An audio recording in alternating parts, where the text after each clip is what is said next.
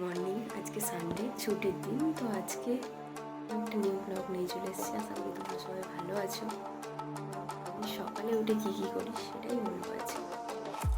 ভিডিওটা দেখতে সকালে প্রত্যেক দিন উঠে আমি আগে জানলাটা খুলি, এটাই আমার ফার্স্ট কাজ। তো আজকে পরিবেশটা খুবই সুন্দর, ওয়েদারটাও খুব সুন্দর, তো দেখতেই পাচ্ছ মেঘলা ওয়েদার হালকা।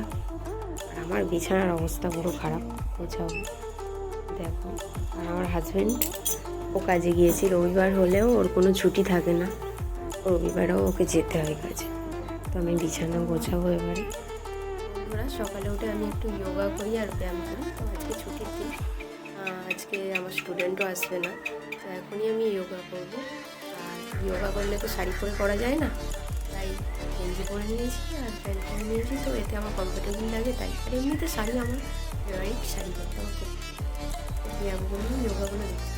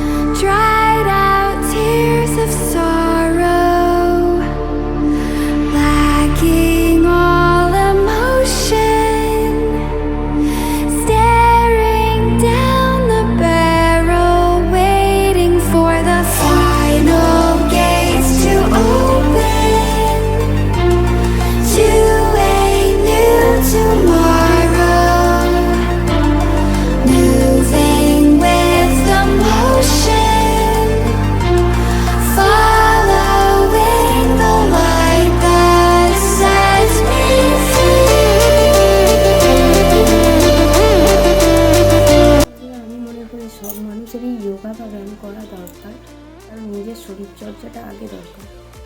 যোগা বা ব্যায়াম করলে আমাদের শরীর অনেকটা ফিটনেস থাকে, অনেকটা এনার্জি পায় সকাল। সবারই যোগা বা ব্যায়াম করা উচিত, যদিও এখন সবাই টাইম পায় না। যারা হাউস ওয়াইফ অনেক আছে যারা টাইম করে না, কিন্তু কোনো একটা টাইম বের করে করা উচিত, নিজের শরীরটা মেনটেন করা উচিত। তো সেটাই আমি করি। ভিডিওটা দেখতে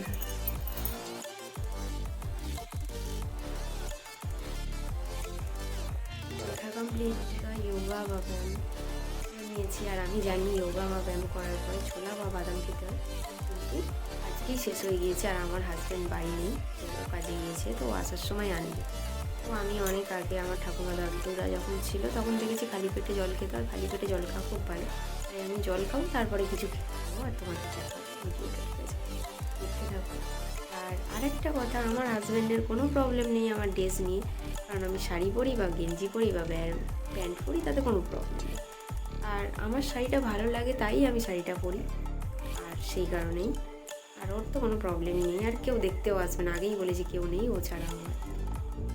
ভিডিওটা দেখতে থাকো। দেখে এমন আছো যে মাজন শেষ হয়ে গেলে সেটাকে কেটে এখনও ইউজ করো, তো আমি করি শেষ হয়ে গেলে।